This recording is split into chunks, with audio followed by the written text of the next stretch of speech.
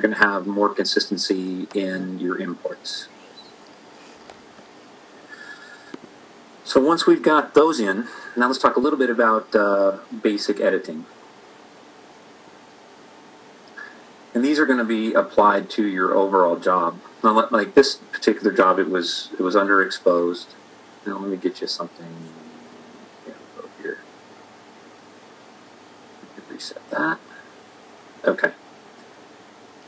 Well, that's probably not a better one either. Okay, we'll do this one. Okay. So the way that I edit, and everybody can edit a little bit different, but I'll just go very quickly through a couple of our basic settings here. If you can see my pointer in the upper right-hand corner, this is our crop tool. You can drag a corner, you can rotate the image within that, double-click, you can save that. This is our spot removal tool. So if we have a dust spot, which hopefully nobody has dust spots, but what you do is you would click where you want to remove from, and this is where it pulls from. So you can remove all kinds of stuff with this. This is our red eye reduction tool. I don't use it, but basically what it does is you select around the eye, and it's smart and it does it for you. The gradient tool, one of my favorite tools ever. Let me switch to something like this. You can see the gradient tool. The gradient tool is wonderful because it gives you the ability to add gradients and change how the focus is with the image. This image, for example, I would maybe put a gradient on the left side to draw more attention to her. So whatever adjustments you make in here will be applied in the top right-hand corner.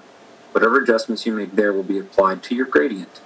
So in this case, I just want the exposure to come down and maybe the brightness a little bit. Drag that in there. And you can see how it darkened from left to right. I don't know if you can see it, but there's three lines. You have your center line, your far left line, which is your 0 line, which means that there's, or your 100% line, that's where 100% of the effect is applied. And then the line that you drag into, which is your 0 line, that has no effect applied. If I turn this down, you can see how that's more drastic. Now you can put in as many gradients as you want, and you can always go back and adjust them. So I'm just going to get messy here and add a bunch of gradients. Now you see we have control points. Anytime you go to a control point, you can adjust what that gradient does.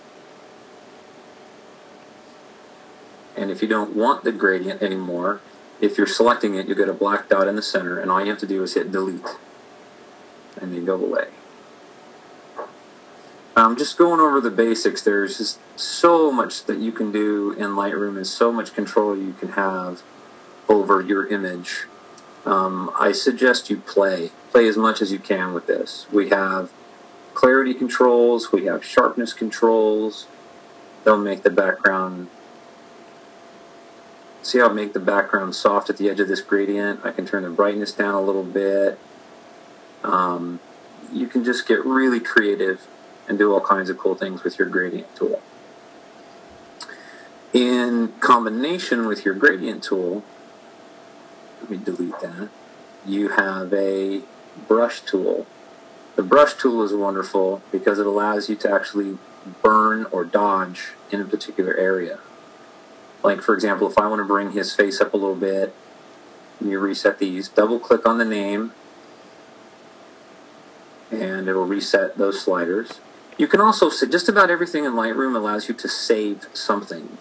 For example, if you want your brush tool to always have a few minuses at the exposure and brightness, and then you can click right here under Effects, and you can save it. You can save a setting.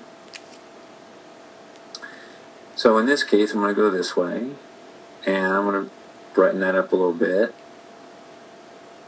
Now at the very bottom, it'll say Show Selected Mask Overlay. That shows you where you've colored, where you've applied that effect. And then again, like in your gradient, where you have a control point, if you select it, you can always come back in and you can always tweak it.